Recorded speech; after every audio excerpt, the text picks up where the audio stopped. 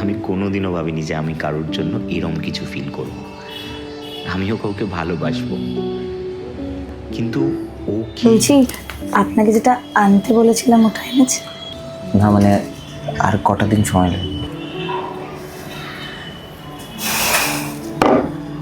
আমি শুনে যাচ্ছি আর কটা দিন। লাস্ট 5 দিন ধরে বলে যাচ্ছে এনেই যাবে।